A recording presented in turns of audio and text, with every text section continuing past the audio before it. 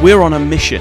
We're going to find and uncover the smartest, most successful entrepreneurs on the planet, explore their highs, their lows, and how they ultimately mastered the game.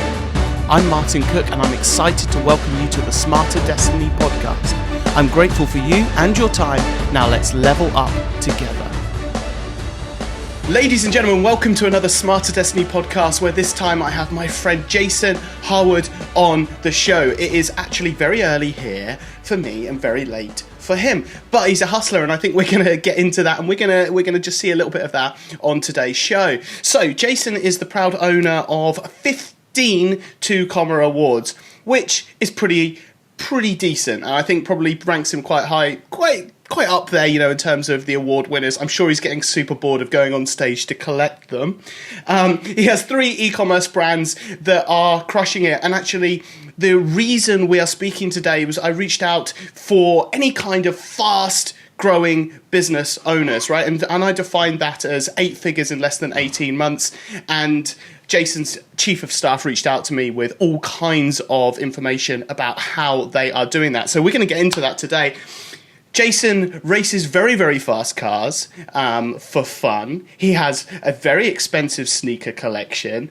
The guy is a bit of an enigma in that he doesn't know anyone in the industry and yet is kind of crushing within the industry without those people, which is really, really cool. And there's going to be a ton more that we actually uncover on this interview today. So I'm really, really excited to peel back the layers of the Jason onion today. And so without further ado, Jason, how are you? Oh, freaking awesome. Yeah? Happy to be here. You stoked? Where is here for you? Whereabouts in the world are you? I am in Utah in the United States. Love that. Have you always been in Utah? Are you from Utah originally? No, I'm from Phoenix, pretty close. Phoenix, Arizona. Moved up here when I was 12, so I've been in Utah for a long time. You're a Utahrian. I'm Utarded, yep. I said Utahrian. No, dude. No, yeah, you're Utarded. Okay, and what time of the day is it for you?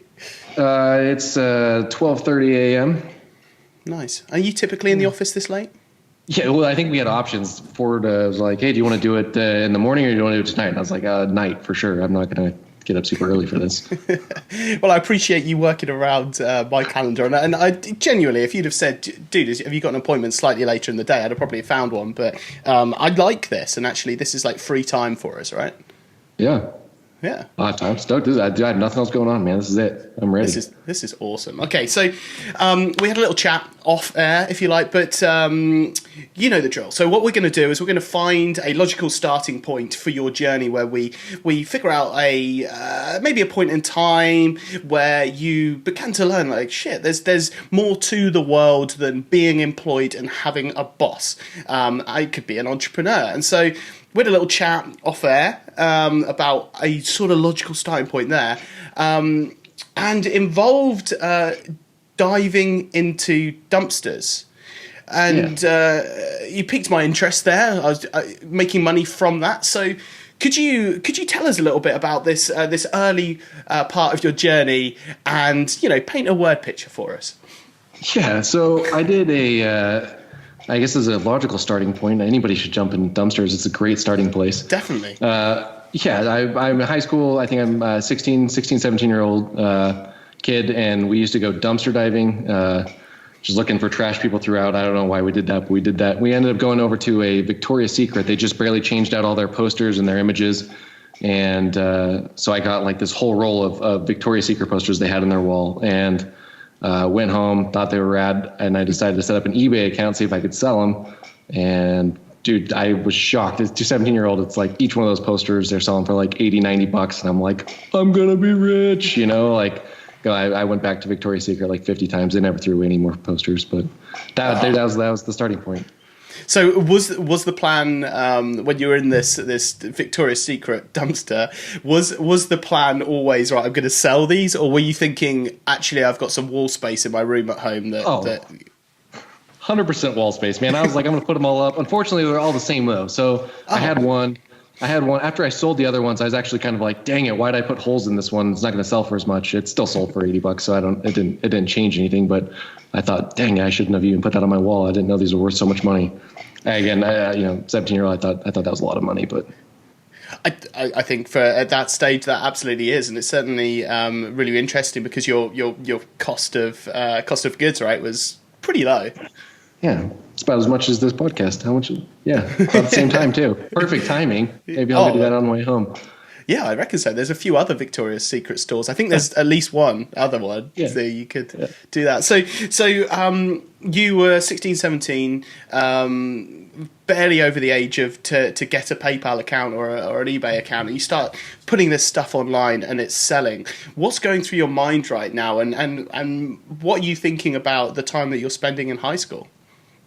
Okay, so it was kind of weird because I didn't have a job before that. I didn't have any of this like built-in expectations of what a job even looks like, right? I just knew that I was making money, and if I wanted to go hang out with my friends, I had gas, I could do whatever else. So then I started running into the problem that Victoria's Secret wasn't throwing away posters anymore, and I had to figure out other ways that I could find stuff to sell. And I ended up going over to the dollar store and just looking for stuff that had a higher perceived value in my mind than a dollar. It's full of them, and so I think one of the biggest things I found were those marble eggs. I don't know. Yeah, marble eggs. I don't know. I sold. You say that like I should know what a marble egg is. Like, how big are marble eggs? Are they like egg-sized eggs? Or? They're like egg-sized eggs, and they have little stands that are marble also. I have no idea what you'd want that for, but people wanted them.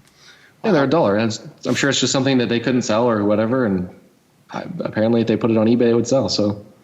Yeah, take that $1 and turn it into $8, $9, $10 and do it over and over and over. I like that. So I'm curious though, what did you? What was the description on eBay? Do you remember, like marble egg? You figure out type thing, or? Yeah. I mean, it started out so dumb, but do you think about eBay back in the day? Like eBay wasn't around that long. You know what I mean? Like they started getting tons of buyers and stuff, and they didn't take much. I mean, you didn't even have very many options. I think at that time it was like one image, and then if you wanted to put another image, it's like $5 or something crazy, and I'm selling something I'm only making $5, so my only option is the one image. And I think I had some crappy camera, like you could barely tell what it was. I don't know how they sold, like hindsight, it's like, dude, there's no way I could sell those again, but you absolutely did, and I imagine that was a bit of a lesson. You're like, people buy shit online. What other things did you start finding? I mean, did this dollar store have a lot of these eggs, or did you have to move on to some other products? So yeah, I guess this was a learning curve for like I had the ability to go in and buy stuff. I didn't have a lot of money even then, so I'd go and buy a few of them, go and sell them, and then I'd go buy a few more and sell them. And eventually, they ran out of eggs, and I had to find other things. So it was kind of it's like a version of drop shipping, I suppose. But yeah, I'd go in. I found like poker tables, and I don't think I even lost on many of them. I at one point decided it was a good idea to just go and make the listings on stuff I didn't have. So I just took a camera in there, took a photo of a bunch of stuff, and built listings. And I decided if it sells, I'll go buy it. I think that I sold a couple things and went in and they didn't have any more, and I was like, oh crap, that's not going to work that well, but. That was the start, man. I love that. And so where did that evolve to next? Oh man, from there I ran I think I had some jobs in between and stuff. I was really obsessed with cars. And so I started a automotive business. Actually, I went and got a job at like a parts store for a little while. And kind of got away from eBay and started a full performance shop, I guess. The idea was that I was just going to sell car parts online. Same thing. Using the same strategies. I just sell on eBay or whatever else. Got into stuff. There's like map pricing I figured out, and like trying to set up wholesale deal. Like everything was way more complicated than I thought it was. Did that for a long time. I think 7 years. Didn't make freaking any money doing it. Worked my ass off. Probably learned a lot of valuable lessons. Most of them were from failures, not. I can't think of a single real success I had in that entire business for 7 years, but I mean, I learned a lot. I learned about what not to do, I should say. Well, let's get into that. What important failures? Are there any important failures that spring to mind that you learned during that time? Oh man, I do not do service. You know what I mean? Like I don't like to. There's something about selling something with an expectation on the back end that I'm going to have to fulfill personally that just I'm not good at it. I'm not good at it. I don't like to have that. I don't like to have that expectation afterwards. I'd like to. The nice thing about selling them as a physical product is my fulfillment is literally done the moment they have it, and it's what they expected. You know what I mean? So So yeah, definitely I stay as far away from services as I can. So, in terms of in the automotive business, you really appreciated the fact that you could just hand over the thing. You just like, it looks like you want it. Cool. See you later. Hopefully come back again. As opposed to, hey, I'm going to fix the engine of your car or service it. Yep. Yeah. What about failures? Do you remember any kind of like crazy failures in that time? Lots. I built motors that had problems, not very often, but stuff like that happened. I got an eBay account shut down because I was selling something outside of a map pricing thing. Dude, we're digging back in years too, years and years and years. All repressed right now. Yeah, I know, man. Like I'm going to start crying here in a minute. So you didn't make a lot of money, and you were thinking, shit, I'm working a lot of hours here. I'm working really, really hard. I'm not making a ton of money. What was the epiphany or the final straw, and what did you move on to next? I just woke up one day. I had this old boat that I restored. That was just a crummy boat, and I woke up one day and I was like, I want to just go boating instead of going to the office. And it was like, I think I just like woke up that day, talked to my wife, and I was like, I think I'm done. I think I'm done with it. And I'm pretty sure I went in, I had one employee. I went and told him, hey, I'm closing up shop. I think he was surprised. And luckily I didn't carry a whole lot of debt, luckily. I owned my vehicles. They were all crummy vehicles, but I built them and stuff like that. So I didn't get into super big financial problems. That being said, I had no idea where I was going to get my money from there forward. So I think that was I just woke up one day and I was like, I'm done. Let's move on. So you were like, I'm done. Let's move on. And moving on was getting onto your boat that you'd done up, and what, you became a pirate? What did you do next? I basically became a pirate. No, I think I went out on the boat that day, but really, I think I went through this ebb and flow. Like I crashed pretty hard. I mean, the failure that 7 years of my life of what I was trying to accomplish, I had to come to terms in reality that I sucked at that, and that it wasn't what I was supposed to be doing, and that I made shitty decisions that led me to where I was at. And that sucks. That sucks to go through. And, I call it depression, I guess. I went through a pretty long time frame of not doing anything, relying solely on my wife's income, which was not a lot. And I literally would sit at home and play Xbox and just not think about anything, and basically went to a total shutdown state. I feel like it was probably 6 months of me just literally not doing jack shit, being a bum. And finally my wife came in one day and was like, I'm done. You have to go get a job. And with the turnaround, it happened pretty quick. I was like, fine, I'll go get a job. Went and got a job doing phone sales. I was terrible at it. Also, I also hated having a boss. It was not, I had 7 years by myself. I wasn't used to the boss stuff. And, so about a week into the job, I was like, this isn't going to work. I ended up quitting in 2 weeks. And the caveat being, my wife said, if you're going to quit the job, you have to have either another job lined out or a business plan. And so while I'm working that crap job, I built out two business models. One of them was I wanted to take on the Chive. Have you heard of that website? I have, yeah. The Chive, dude. So I wanted to take on a thing like the Chive, or I wanted to build a sticker business. And I still have I have it. It's like in a book still, like a little binder, like handwritten. It's hilarious to look at now. But I basically picked, I was going to run a sticker business, and I had to sell 480 stickers a month, and all of our bills would be paid. And I had a sticker machine left over from the automotive shop. I was like, this is perfect. So I wrote this business model. It was pretty much a joke because I just wanted to quit the job. And that was what launched my entire company that I run now, is that stupid sticker business. That's insane. That's such a good story. I mean, did you pitch your wife? Was it like Shark Tank? Oh yeah. Yeah. I don't know how she sold. I must have sold it really well. I was shocked that she said, yeah, let's do it. So nice. And so you took your sticker machine, left over from the car days. So, zero inventory you have to buy, zero equipment costs. And you started printing stickers. And so is this was it like a Teespring model? Like you niche down and you're selling stickers to specific types of people? Is that how it worked? Oh, absolutely. Yeah. I mean, it's all print on demand basically, right? I just got rolls of vinyl and it's like I could come up with designs all day and I put them up on eBay, and if they don't sell, then great. I don't ever make them. And if they sell, then I make them. That's how it started, I guess, is just making what we sold. It freaking blew up. We started February 2012. The first month, like I said early on, like we had 480 stickers. That pays our bills. It pays our rent. It pays, like, we're set. There's no other, food or anything in there. But the first month, we started like halfway through the month, I did just over 480 stickers. Nice. And if you fast forward to that first December, we did 32,000 stickers in just that December.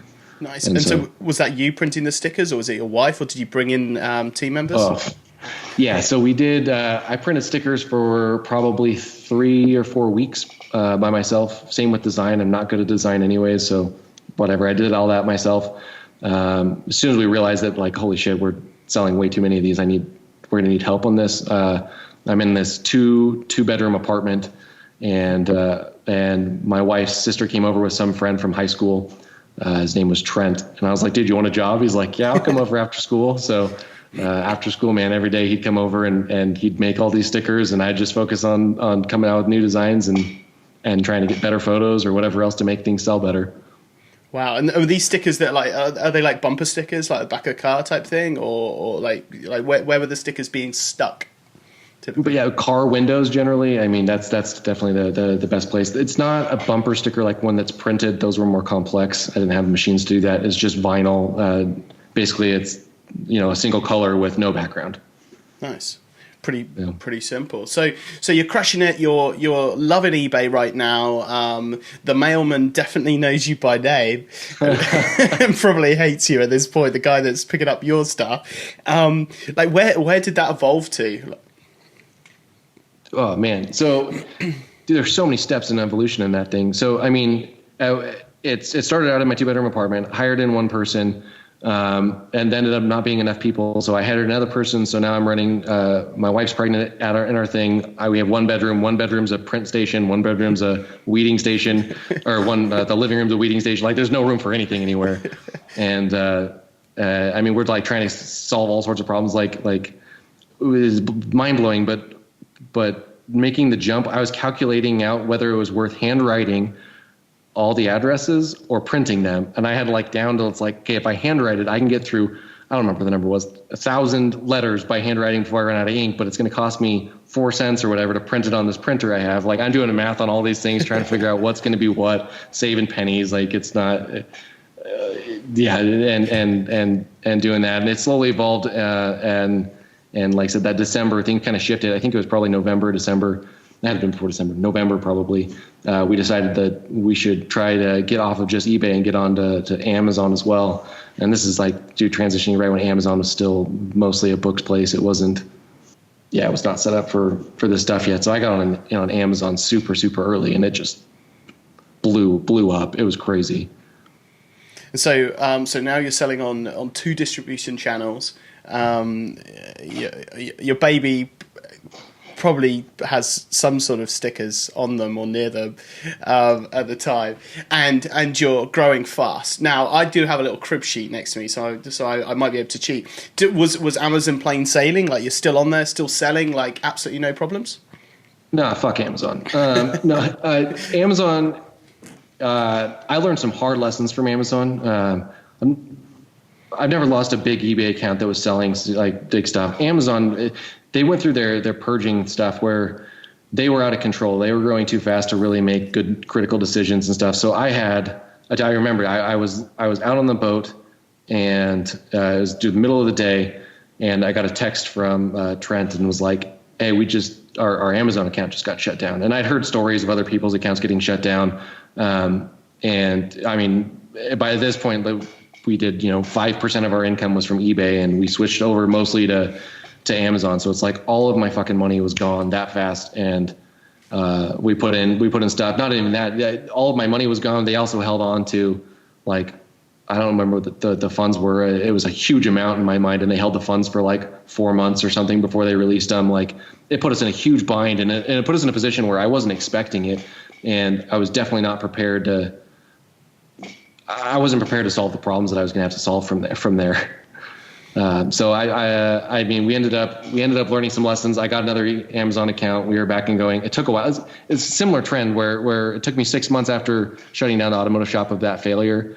It took me 6 months to get back on the horse. This one, I had the same type of feeling where it's like, fuck, man, I'm just done. This isn't going to work anymore. I'm going to have to fire people. And I went through this slump, and it was probably a couple of days. Actually, probably a couple of weeks, to be honest, where I didn't try to fix it. I didn't try getting a new account. I'm just like stuck, not being able to make decisions. And then, dude, it was one of the things, just wake up one day and I'm like, fuck it, let's go. Got another eBay or Amazon account. Figured out these other ways to remote into different stuff. I think I set up like 4 or 5 Amazon accounts just so that if one went down, I was ready for another one, and just jumping through their loopholes in their games. And we had to like go through we had probably 2,000 or 3,000 different SKU number for stickers that we sold, and putting those all back on again. I had to use different images so that we didn't get in trouble, and I'd use different SKU numbers and different, like all this stuff. So we had to like rememorize SKU numbers. It was a total fiasco. And so you've now got, spread your risk. You've got multiple Amazon accounts. You've got all those SKUs in there. So now you've nailed, right? You and Jeff Bezos, best friends, and you rode into the sunset with your sticker millions, right? Yeah, not at all. No, he'd still find us for something, and we get shut down. The sticker business got really cutthroat. In my mind, I'm like, I'm shocked at how somebody could be like, oh, this is a fraudulent sticker. It's like, okay, well, it's made and manufactured by us. Like I literally made it. I don't know, this can't be, but they're like, oh, we don't want to be involved. We're out. You're out. So yeah, I lost multiple accounts, and from there, I think it evolved. I was talking to my uncle, and he's like, yeah, you should try this Clickfunnels thing. It had been forward a few years now. What, 2015? Is that when it came out? I don't know. I think it's 2015. Around then. Yeah, that's something. Something like that. I feel like I sold stickers for like 50 years. It wasn't that long, but it feels like it. So he's like, you should try selling them off of Amazon. And it's like, I never even thought of that. Why don't I do that? So that was the next progression, was moving from platform to more of a platform I have more control over. But that's quite a shift, because up until now, even back in the Victoria's Secret days, you've been selling on a marketplace that already has the visitors, right? You just need to put it up and do a bit of optimization, and sales happen. But now you're switching over to something where, yeah, you've got all the bells and whistles, you've got a funnel, right? But you're going to have to generate your own awareness of it. And I'm curious, by the way, how did your uncle know about ClickFunnels? That's a good question. He pays attention to all sorts of stuff. So he has his ears out, and he's always, we've always gone back and forth. At that point, we were talking, he's now my CMO, by the way. So he's here in office, but for a long time we went back and forth. Like, he talked to me about my sticker stuff, and we've worked on a few other projects together, but it wasn't, we didn't come together to actually like mash the gas together for many years to come from that point. My prediction, and let me know, Jason, but my prediction is he found his way onto one of Russell's webinars, like by accident, like a lot of us do. I reckon that's Probably. what it was, just caught in the web, and and the rest is history. But so you've moved to ClickFunnels and you're still selling stickers?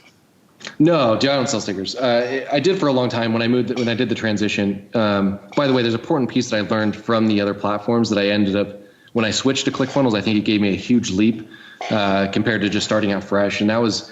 When I first started, obviously it's like one image, it's like bare bone listings, right? And as I got better and better and better at selling those on Amazon, when they have more structure and more things you have to fill out, I realized Amazon knows what the fuck they're doing, and making me do these bullet points in a specific way, and making titles be a specific thing, and doing all this stuff, and writing them in a way that it makes the buyer make decisions, and understanding that if they scroll, the chances of them purchasing goes out the window, right? Like all these things. So I took all that stuff that I had learned from these platforms. And so when I built my first funnel out, it looked like shit. And I did that. I've never built a funnel before, never built a website, have zero design skills at all to date.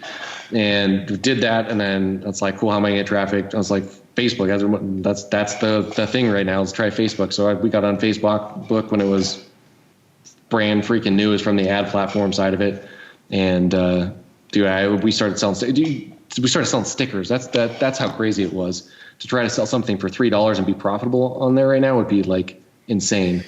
That would be difficult without one hell of an upsell afterwards.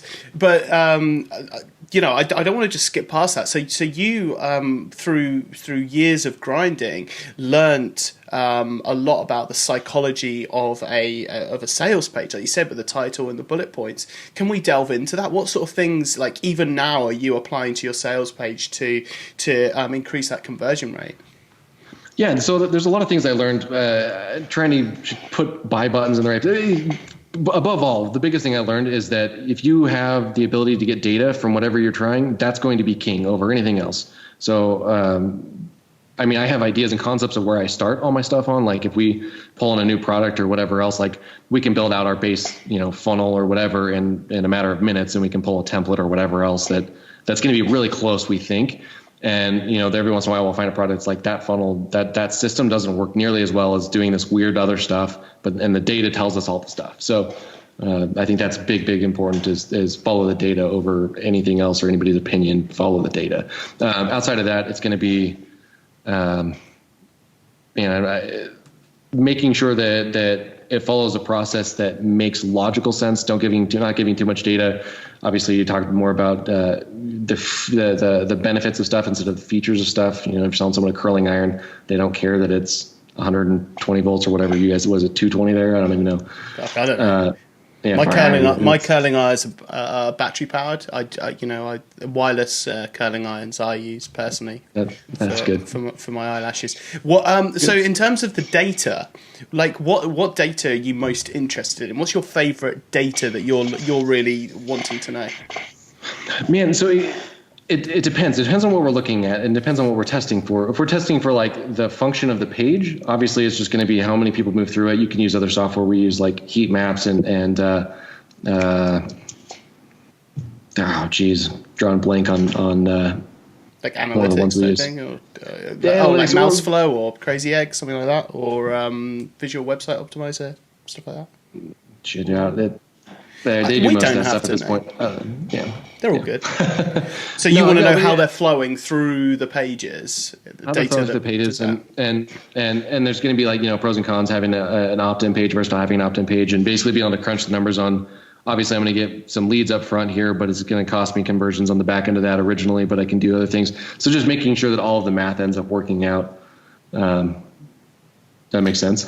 Yeah, it does. And so, what's your approach in terms of? So these are split tests, right? These are A/B tests to find what might work, what might not work.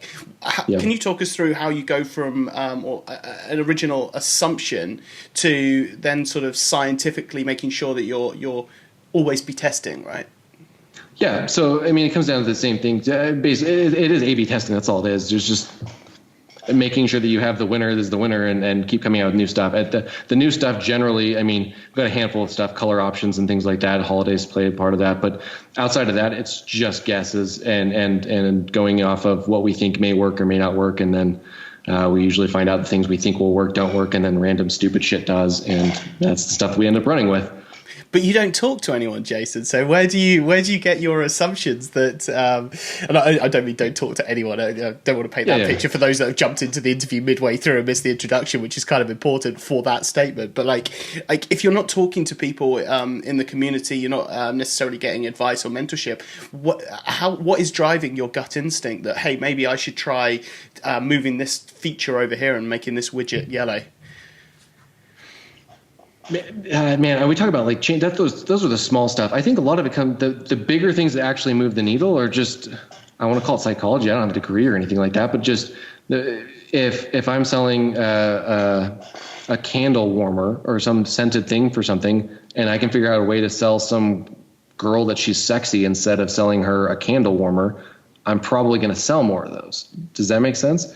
And so it's just a matter of, there's also a fine line. I can't be like, yeah, your husband's going to freaking pound you tonight if you buy this. Like, that's not going to work. But there's a fine line in there. Amazon doesn't like that, I don't think. Yeah, they probably would not go. They would I mean, I could show you how to lose an account real quick. Yeah. Sorry, but I'm still intrigued. I mean, is this just a natural, like an instinct? Is this just a part of you, or like where do these assumptions that you're going to test come from? And do you have any kind of process for going right? We're going to test 20 things today, or this week, or Oh yeah, so dude, I fail so freaking much, dude. If that might be the way you're asking me there. We fail even we do this for looking for products even too. Before we even get like down the line with them, do we fail so often? Most of our stuff doesn't work. Most of the ideas we have don't work. They're like I said, stuff we think is going to be like, oh, this is a game changer. Do finance. We offered financing and we're like, this is going to crush it. Guess what it didn't do? It didn't fucking crush it at all. It just made our freaking conversions go out the fucking window, right? It's like, how did that happen? I thought for sure we have a finance option now. How is it going to do that? So yeah, I don't know. There was any I'm not doing any like super snazzy tricks or anything like that. Like it's all basic. What happens if we change the story to this? What happens if we change the story to this? What happens if instead of having one purchase button way at the very bottom where they had to scroll through everything, what if we made it so that as they're scrolling, there's always an option to make a purchase, and we just keep overcoming objections the whole way down until we've overcome the objection that they needed and they hit the freaking buy button, right? And then we can do stuff like once we know that where they hit the button and we can look at the data saying, here's where they hit the button. All these people are hitting it here. Maybe what's down here is more important to people. And then let's move that up higher. And we'll decide if now I can get people to buy without even crossing the fold. They don't even have to freaking scroll. They just buy it, right? So I just look at that kind of stuff. Does that make that? Yeah, that absolutely makes sense. And so is it you that's doing that analysis, or have you got particular members in your team that love that stuff, or is it like a combination of everyone? Is it drilled into everyone? Analytics, data, or how does that work in your industry, in your organization? So it definitely started. I mean, it depends on where we're at, because we're kind of skipping back and forth between where I'm at now, I suppose. Yeah, we are. We're all over the place. And where Love I was. Yeah. I know. So back then, it was obviously me doing most of the stuff, and I still had Trent, the high school kid, who's actually a partner now here, crushes it for me. He actually does most of this stuff now for me. But back then, I was kind of the lead guy that I made my assumptions and tweaked and changed and eventually passed the handle to him. And now he makes judges and makes his own decisions on stuff. Every once in a while we'll get stuck with something where it's not where we want it to be, and I'll come in and have either a really good idea or a really good sounding idea that doesn't work. And every once in a while I'll have one of those ones that do, but yeah. So okay. I got people all over that do all that stuff now. So we've moved into Clickfunnels. So let's reestablish where we are, because I love that jumping around. But we come back from these tangents, Jason. It's all good. Okay. Right. So we're on Clickfunnels. Clickfunnels is our selling platform, for want of a better word of choice. We're evolving out of stickers. Mm-hmm. And the company is growing. What was it that made you first off move and transition away from selling stickers? Man, and so I started realizing that it's harder to make money. Like I was selling a shitload of stickers, and I just wasn't. I mean, I was making okay money, $100,000 a year or something. It's like I'm doing fine. I wasn't able to grow anymore though. Like I felt like the growth to that point happened, but there's like a wall that happens. And I've actually hit multiple points where there's this wall where you get to the capacity of where you're at and functioning and the systems you have and the employment you have and there's a wall I hit. And one of the obstacles we had to do is figure out how to sell either something that cost more money or that had more margin or whatever else. So that's where we joked about Teespring earlier. You can make shirts with a vinyl plotter also. So we jumped into shirts, and so we did these combo packs of stickers and shirts. Basically moved our average value up from $3 for a sticker up to I think it was like $30 plus some small upsells or whatever.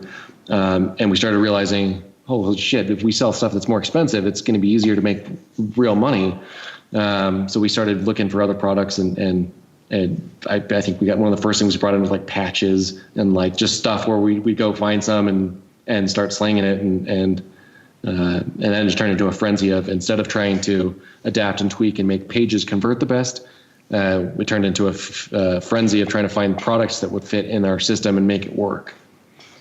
And so did you then go into the sort of AliExpress drop shipping type model from then, or were you still looking at it differently? So then, no, I don't even know that AliExpress was. I think AliExpress was another year or two after. Maybe not that long. I don't know. I didn't know about AliExpress then. I guess I should say that it wasn't it wasn't on my radar as a viable option then. We found a wholesaler that had a handful of stuff that we ended up, our first big thing that we did that was outside of anything that was normal for us. We found this wholesaler, they had like 60,000 pieces or something, and we blew through like all of it. And we blew through it all in like fast, like November, December, it was gone. They were out of stock. They were like, what the fuck just happened? How did you do that? And we're over here in the corner like, holy shit, how do we do that? I don't even know.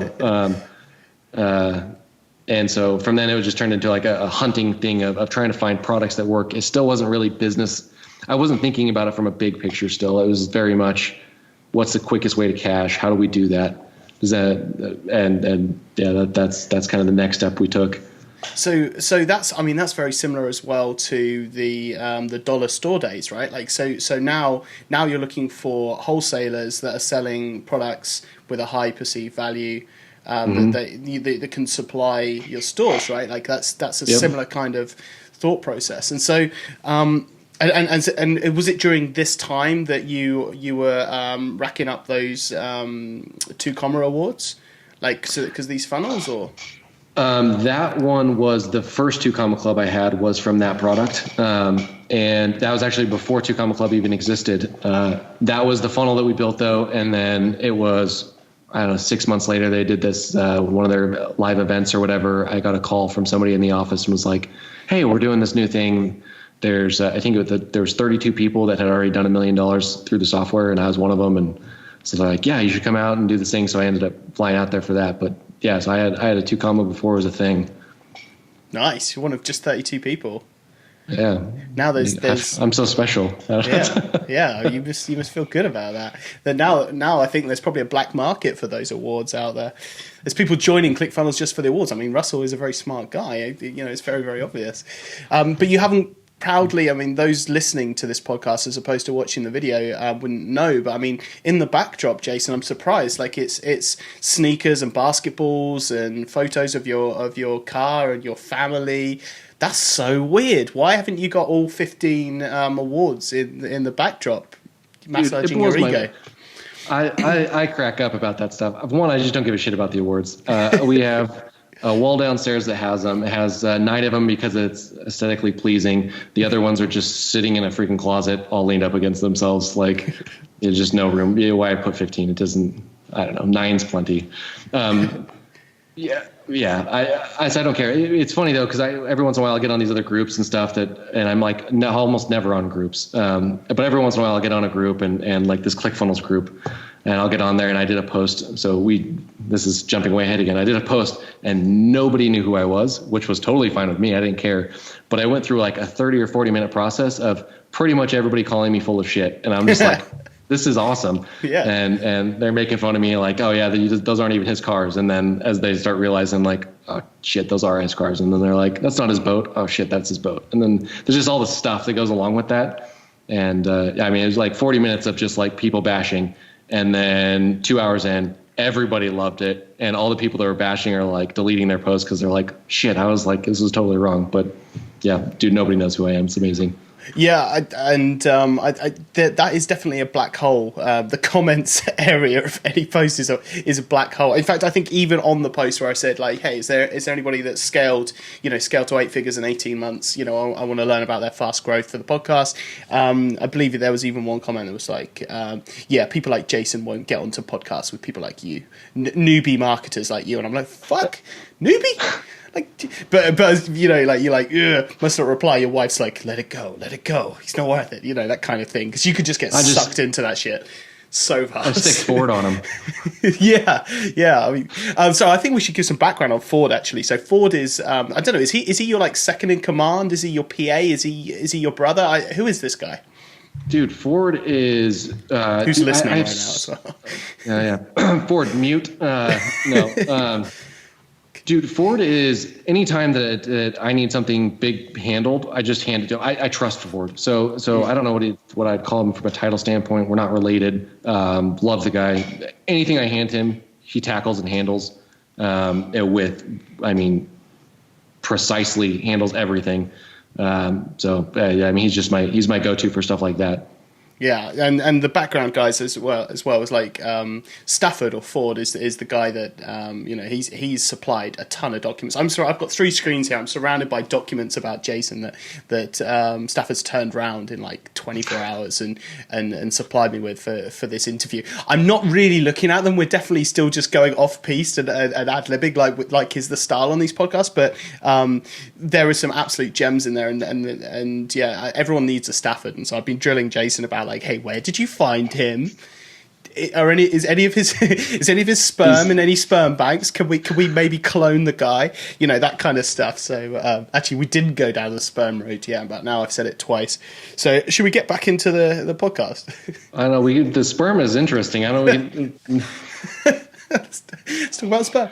Right. Okay. So you're looking at products, and you've also realised from your sticker days that the higher you can price, the larger. What the fuck am I trying to say? The more you can sell a product for, the better the overall numbers are, right? Like, you can sell $1,000 items and you've got your million, which is way easier than selling 30,000 stickers or whatever it would be. More than that, actually, I think. So did that then sort of start a journey for, right, I'm looking high ticket, I'm going to find high ticket, or like, what did that realization lead to?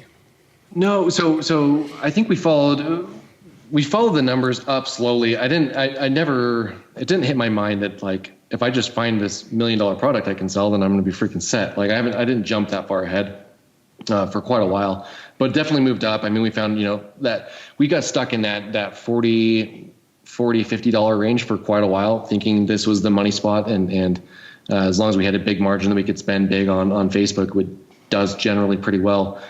We came across it took us a while. We got up to the $120 range that hadn't, like, I don't think there's anything in between that.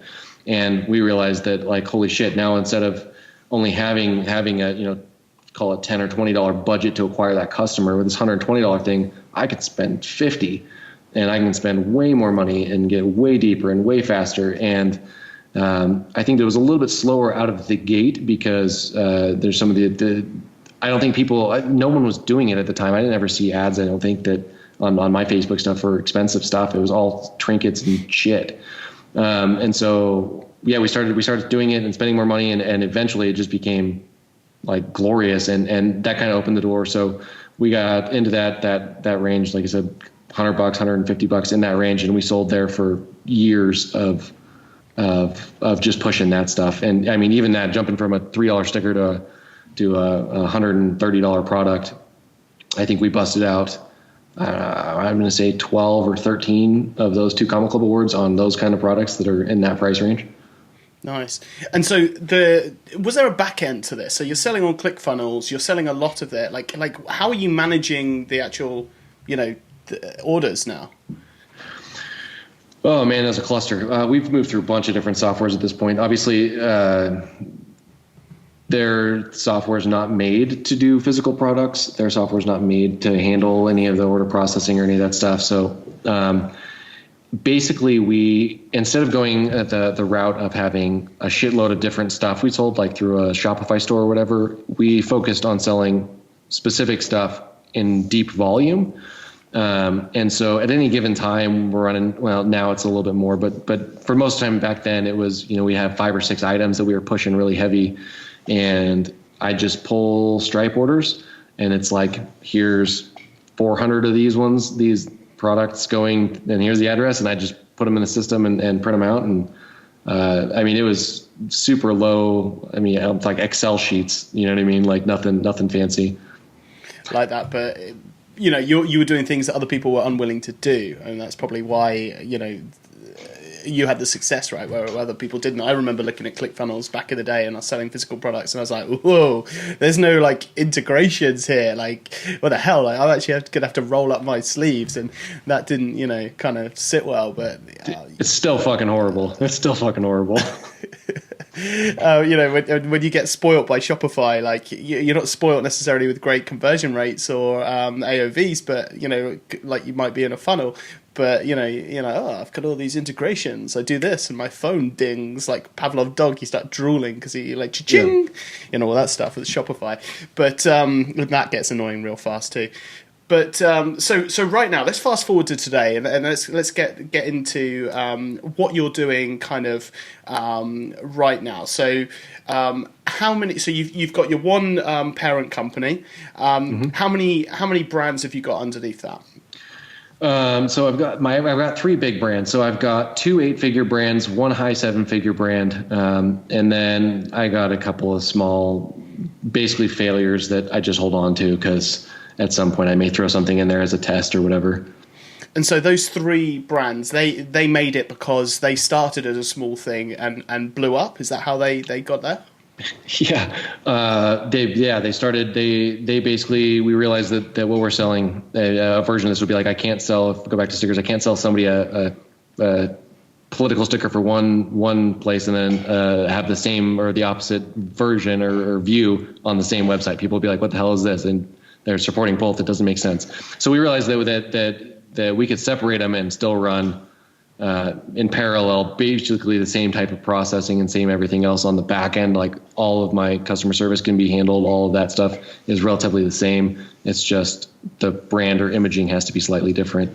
And the one that my biggest brand actually was a throwaway. We were joking one day about picking a name and like literally we're just like searching for a short URL that worked and found this crap name and then it blew up and we stuck this random stuff in it that just blew up and ended up pulling everything else off of it and just focused on the stuff that was working and that is now my biggest brand. Nice. And so what is the ticket price, the price point of the brands now? So you got up to that $120 sort of product mark. Like what sort of level are you selling at now?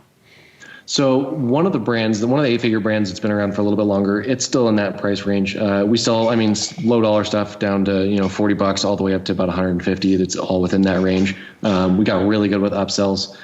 So the average value coming out the back end, I think is probably closer to $230, something like that. All with stuff that makes logical sense that they're going to need. It's like selling somebody batteries after they bought an RC car, But the other one that's just like blown up, and the one we were talking about did 8 figures in under 18 months. That one we have a product that's pretty heavy push, same price range, 140, and then we have one that's 1,500, and it's just a physical product. Yeah. So selling $1,500 items, what's different about that? Dude, I can spend $400 to acquire the customer. That's what's different about it. That must be pretty cool. That's pretty cool. There's lots of other versions of this too that we suck at back end stuff. So I probably should at some point get better at utilizing my current customers and all the whatever else I could get on after the initial checkout and original upsells. After that, I just don't care. We just move on and just keep trying to get new people. And so, $1,500. What's different about that? Like you said, you posted about your funnels in a group, and you got slammed with people calling you a scammer. Like when you're selling $1,500 stuff, like from Facebook, from the newsfeed, or what have you, like what kind of objections are you having to overcome when you're selling something at that price point? It's not financing. I figured that one out. No, it's a different thing. So the brand awareness and stuff, I think we have to be touched. They have to be touched a lot more. It's not, most people aren't going to buy on their first purchase. But for the most part, I still think that I just kind of put myself in a buyer's shoes and just tick as many of the boxes of what they're worried about. And I still do our $1,500 item like has a high perceived value. You could walk into a high-end, store and you could see it for $5,000. It wouldn't be surprising, $5,000 or $6,000 or $7,000 even. In fact, if you asked somebody before they saw the price what they thought it was, they would probably say it's going to be $3,000 to $7,000 in that range. And when you come out, it's like, it's $1,500, and guess what? I'll deliver it for free. It works. I don't know. The combination works. And so what sort of, when you say you need to touch them multiple times, what sort of touch points are you making with them, on what platform, and what is the message of each touch point that you're sort of trying to get across to them? You bet. So it's all low barrier stuff. I mean, we're talking just retargeting. I mean, I'm not diving into, I'm not collecting info up front and then following up with them and then going through any kind of crazy process. I mean, we've done tests. We've had, different benefits of why you'd want it out on different websites, but it's never worked out as well as just saying, here's the information to buy it. And we did kind of break it up. Back when we first started, a lot of the objections, as you scroll down farther and farther, we'd overcome more and more objections. And we still do that to some extent, but also the objections are different on a $1,500 item than they would be on a $40 item, right? Like people, the objections of like, this is a big amount of money I'm going to put in there. Hey, you have to trust us way more than that. It's $40. If I'm scammed, I'll just call my bank. You know what I mean? It's $1,500. Feels like it could hurt. And so instead of it being all in one funnel, basically they're going through and we're solving objections as we get deeper and deeper into the retargeting. Until eventually it's like the financing thing killed our conversion rate having that in front. So that's one of those ones where it's like they come in once that they didn't buy it, then we try to come more and more. And eventually it's like, oh, did you need financing? And now this far back, if they hadn't made a purchase yet, that might actually be the objection that moves the needle. But yeah. I like that. And so this is the brand. So Stafford made me aware of a challenge that you've got, a challenge for want of a better word, and certainly that was part of the conversation that we had. But if you're aware of what I'm referring to when I say the challenge, can you tell us about this challenge that you've set yourself and why? Yeah, so I'm gonna say illogical. I do stuff that most people think is not practical, not really doable, and I like taking on stuff like that. So we were sitting in my office one day and we were joking. A couple of years ago, we had broken the $100,000 mark, and we're like, this is awesome, and it sucks because there's not like. I'm not going to be stoked that I did 200,000 in revenue. I'm not going to be stoked that I did 300,000 in revenue in a day. It's just in a day. In a day, sorry, yeah. And so, the next only logical jump is like we had to do $1 million in a day. And we were sitting in my office one day and we're like, I think we could do it. We got the items in place. We got the inventory now. By the way, we don't drop ship hardly anything anymore because not having control over that is not good. And I realized that that's a whole nother talking point. Sorry. But I realized like, let's just fucking do $1 million in a day. Like if we're going to do it, let's do it.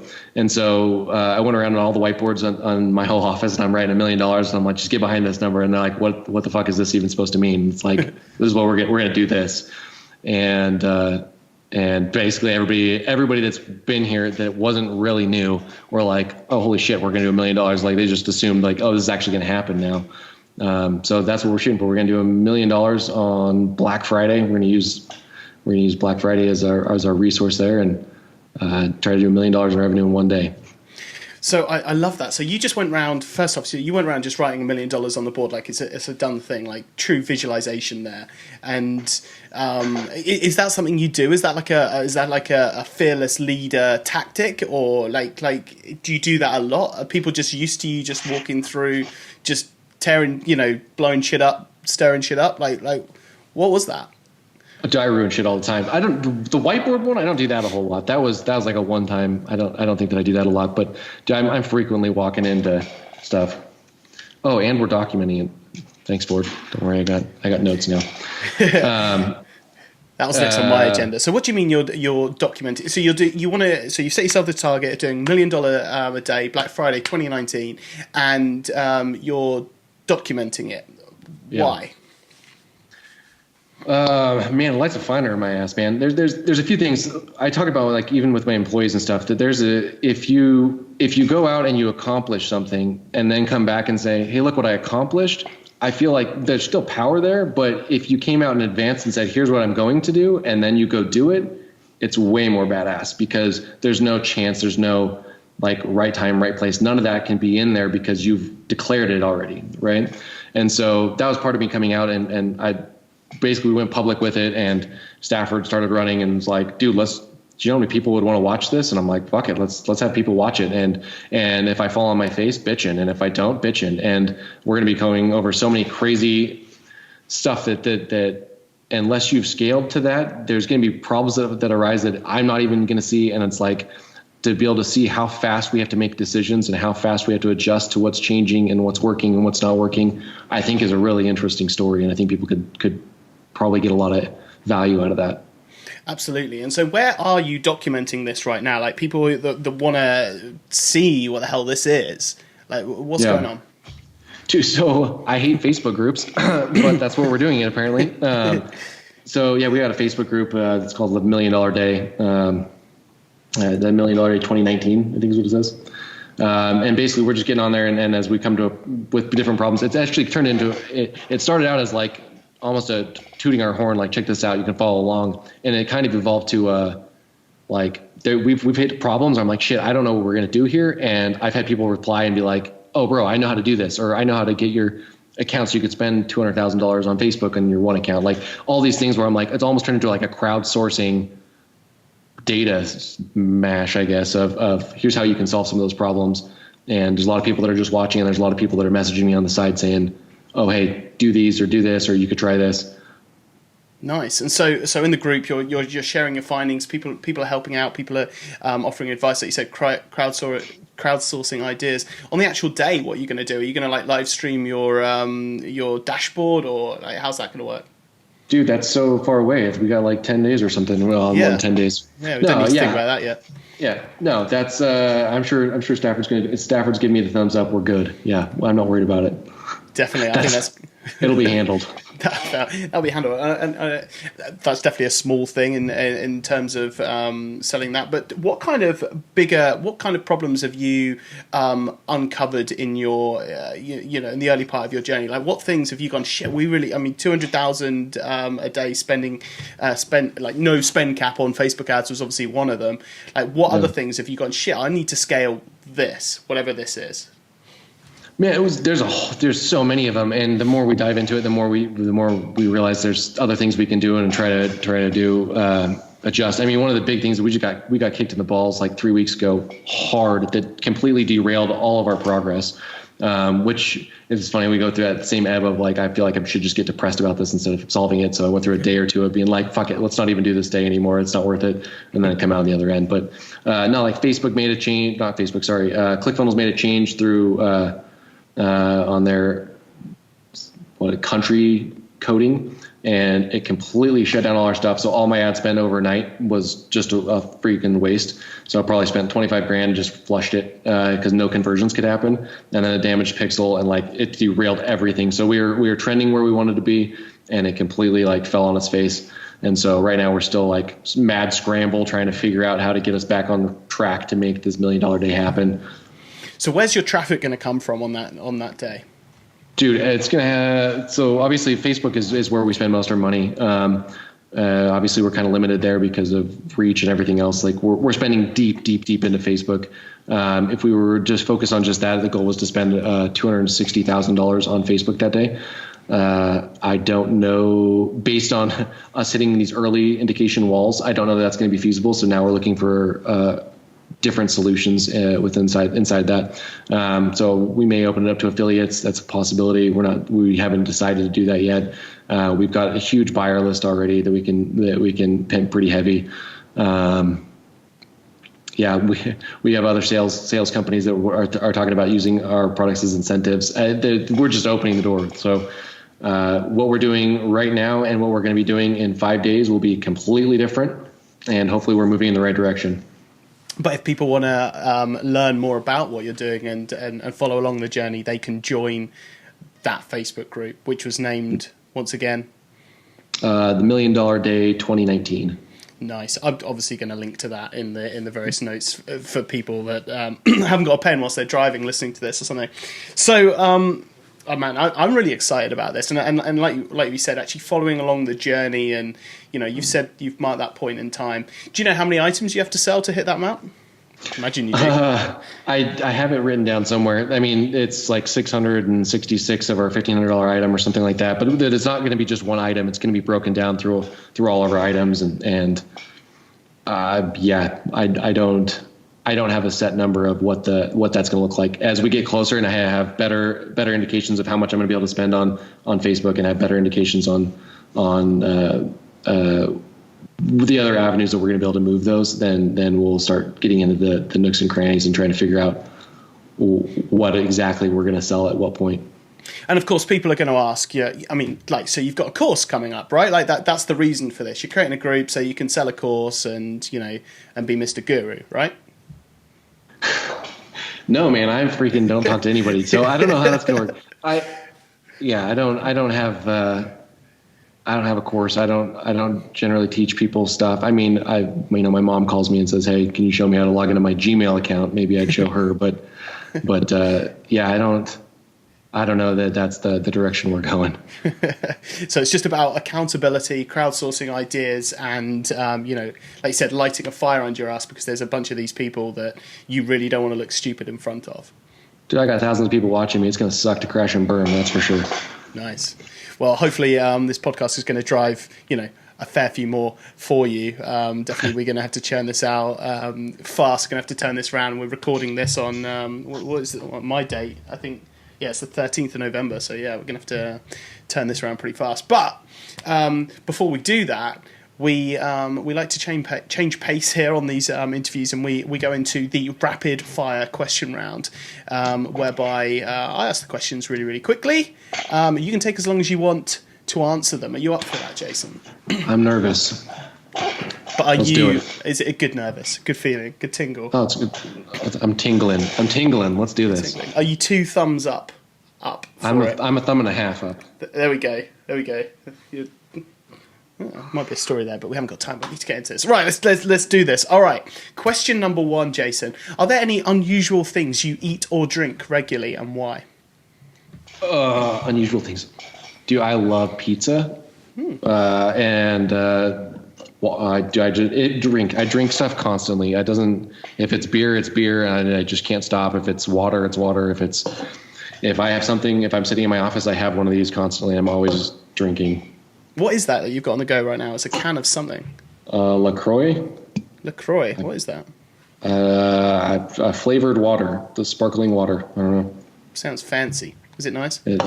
It's suiting me right now. I don't know. Yeah. Question 2. How do you get yourself into a state of flow?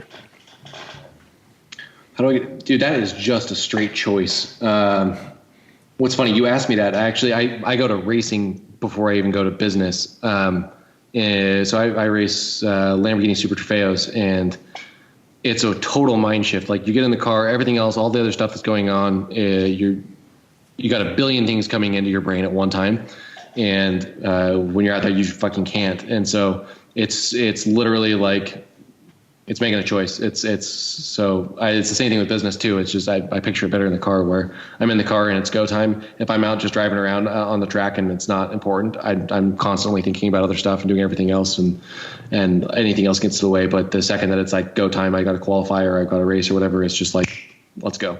And that's it. I love that. So you literally can't think of anything else because You think of something else, you come off the track or you don't win the race.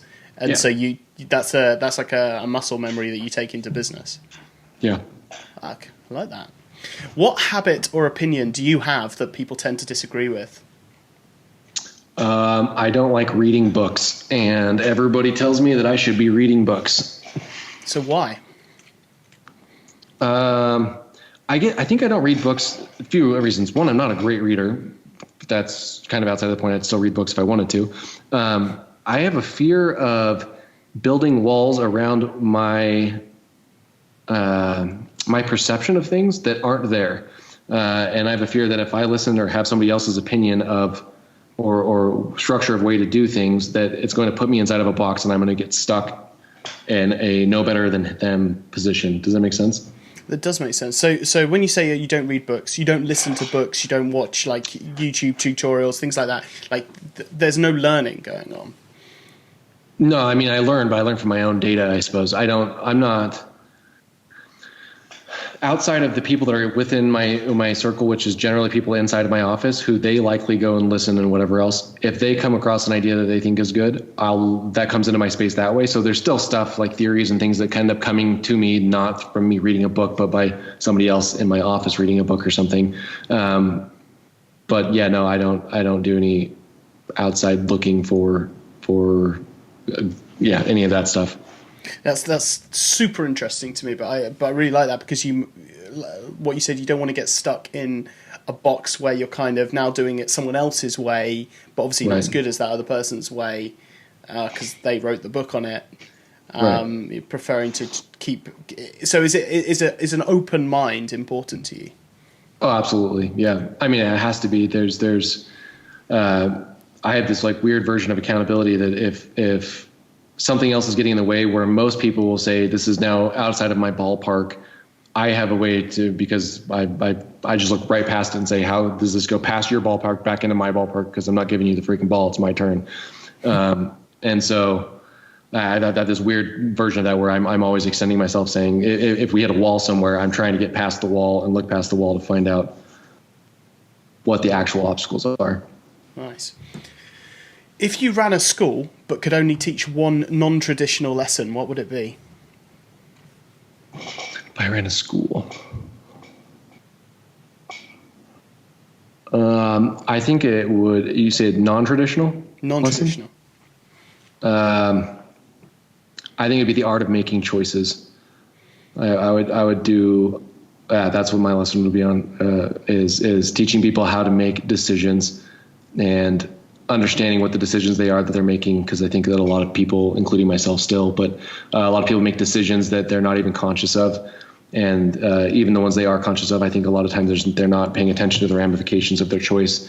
Like an example, that would be for me, like I'm choosing to be here tonight instead of being at home in bed with my wife, right? And so I'm clear that I'm making a decision right now on being here, but I'm also clear that I'm also sacrificing these other things that are also out there, but I'm clear on that, and I'm okay with it because of that. Does that make sense? So the other things, when my wife tomorrow is pissed off because I wasn't here, which she's not going to be, but if she was, real bad right now, yeah. Then I'm good though, and I know it's like, oh yeah, I know, and I made a choice to do that, and I'm fine with that decision. And guess what? We can go to dinner now. There's other things that end up happening because of that, just being aware of the choices that are being made.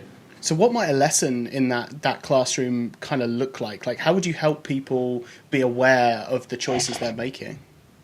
I've got a good story for that.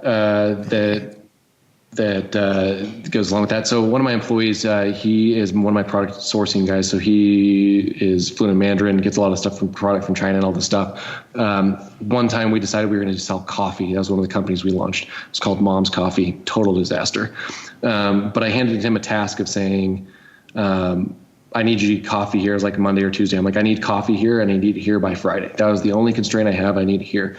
And for him, he put all these things in what that had to look like. And he had these reasons and stuff. And come Thursday, it's like, you're going to have coffee. And it's like, no, well, these guys can have it next week and this and that, and had all these stories and stuff. And in his mind, those were his only choices that he could make. And coming that Friday, and I like plastered into the wall. It's like, okay, this is what we're going to do. We're going to get on a phone and I'm going to show you how you can solve this. And we can still solve it today. You can have coffee today, even though you had a whole week to do it and you don't think it's possible. And there's all these other reasons and stories. Got on the phone with him and we called a supplier that he had that they're like, there's no way. And on the phone, I was like, how much? Like, I'll pay whatever it costs. And like I got them out of their own way. And they're like, well, holy shit. I was like, I will literally fly. His name's Brandon, the guy that works for me. I was like, I'll fly Brandon out there tonight. He'll pick the coffee up today, and he'll fly back and be back here today. And they're like, well, like, yeah, I guess we could. Like, I just solved these crazy problems that are not within his paradigm and they're not. No one's going to do that. But I was willing to, because that was the task that was at hand. And all these other choices that you're making is about other people not being able to finish stuff. And in reality, just take the ball back and figure out a way to make it happen.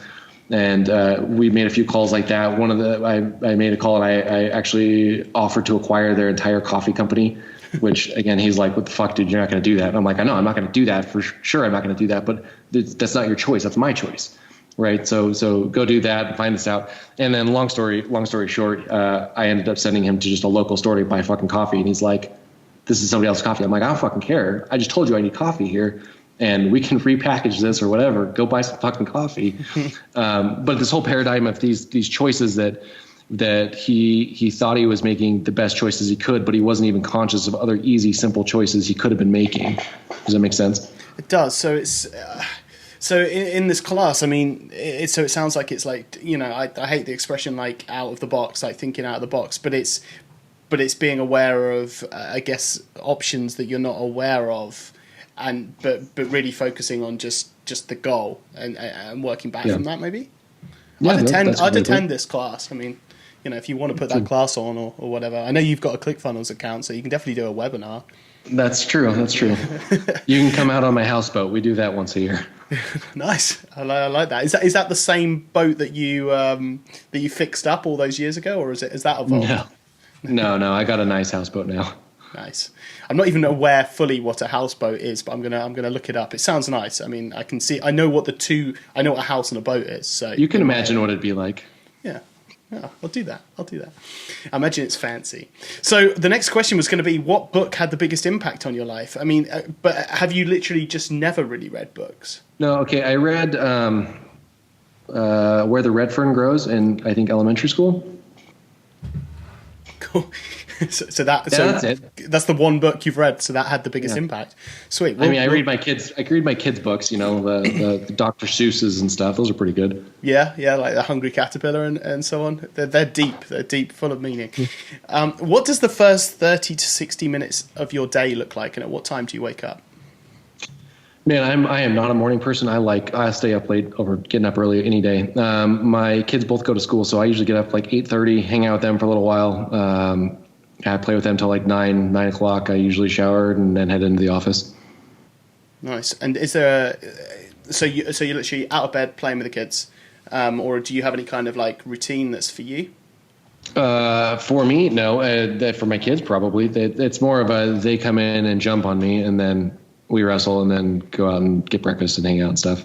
I don't do like the same thing with like meditation and stuff. I don't really do a lot of that. I don't do a lot of personal time. That's not my personal time. My personal time is mostly like on the racetrack or doing those kind of adventures. I don't have like a daily routine. What about exercise? Man, I did not exercise for 20 years. I didn't exercise for a long, long time. I'm lucky. I have good genes. I'm not. I'm okay. But I did an endurance race in the Lamborghini. It was a 6-hour race, and I decided to do it solo. Which is not normal. And so I had to get in shape for that, and I started going to the gym, and I've been going to the gym for like 3 months now, 3 days a week. Nice. Yeah. Do you have any advice for any previous boss that you might have had, or bosses of companies in general? I don't have a whole lot of, I didn't have a lot of bosses. I mean, I worked at a few places. I worked at, yeah. What makes you a good boss? I want to say that I love my employees and I support them in moving as far forward as they want to go, including if that means it's no longer with me. I think that pretty much all of my employees at this point will know that I've got their backs, and there's a level of trust there it's not normal. I've never walked into any company anywhere where it's like everybody like legit loves each other, and I mean, yeah, it's crazy. We have like our holiday party coming up, and every year it's like the spouses are like, come on, we gotta go, and everybody that works here they love it and they don't even want to leave. So that's one thing I think we've done really well here. Nice. Where do you go, or what do you do to get inspired?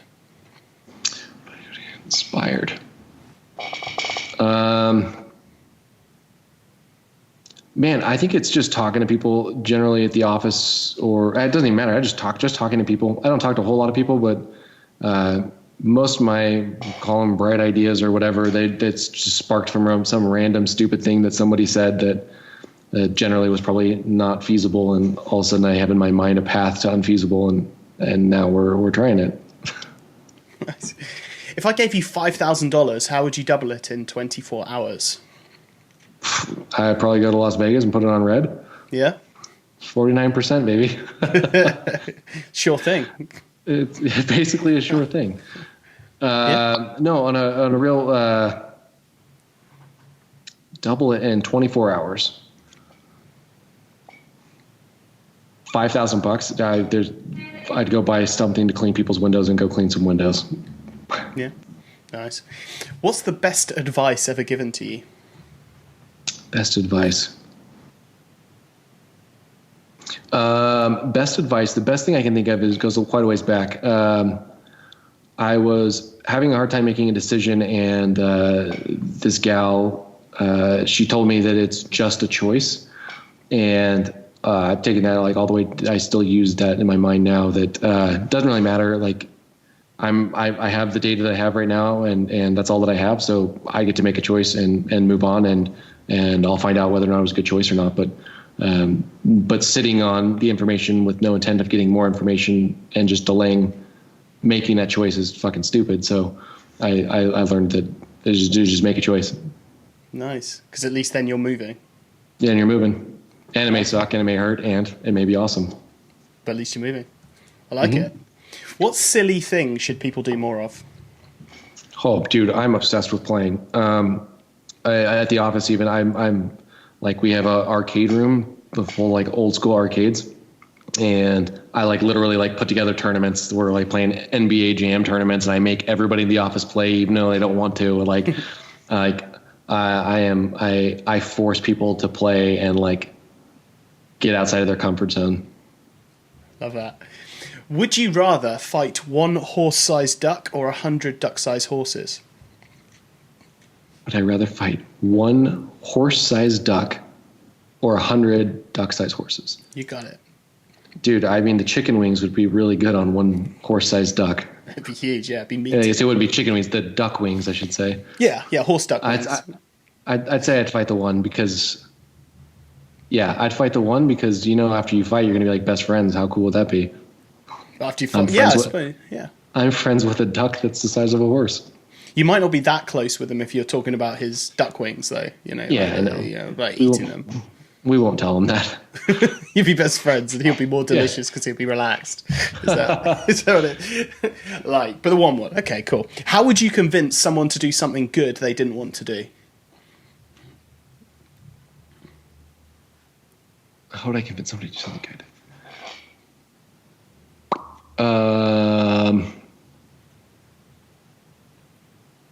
I would probably share with them my opinion on why it would be good, and then I think I'd leave the choice up to them. I don't think it just goes to my kids. I'm like, how would I teach my kids to like give somebody their toy or something that I just give them my opinion and let them make a choice.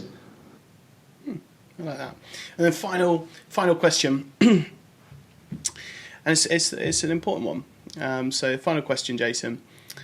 What makes you happiest? Man, what makes me happiest? Is another weird one. It doesn't make sense. I just choose to be happy, and I fucking love it. There's not a thing. Like, dude, it could be fucking pouring outside, and I'm just happy as a clam. And there's days that I'm not happy, and I just choose to not be happy. But yeah, I don't know that I can attribute it to one thing. You just choose to be happy. Oh, just a choice, man. It's just a choice. And it's fucking awesome, though. Oh, man. I love it. Jason, I mean, that's... I've got one more question, but that's pretty much the end of the interview. Dude, like...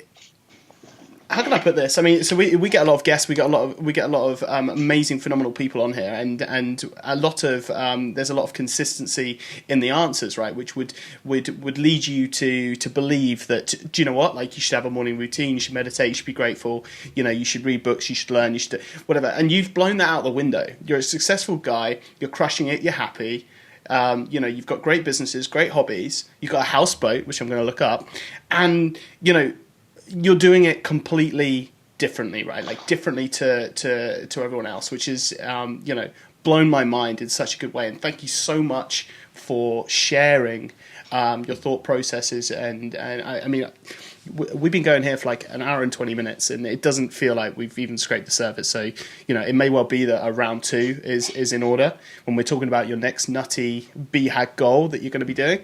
It's a fucking $1 billion day, dude. $1 billion day. $1 billion day. Your stuff has just fainted in his chair. It's just But dude, I mean, thank you so much for coming on, being humble, taking the time. Apologize to your wife for me, but thank you so much for making the choice to be on here to share your story and your journey.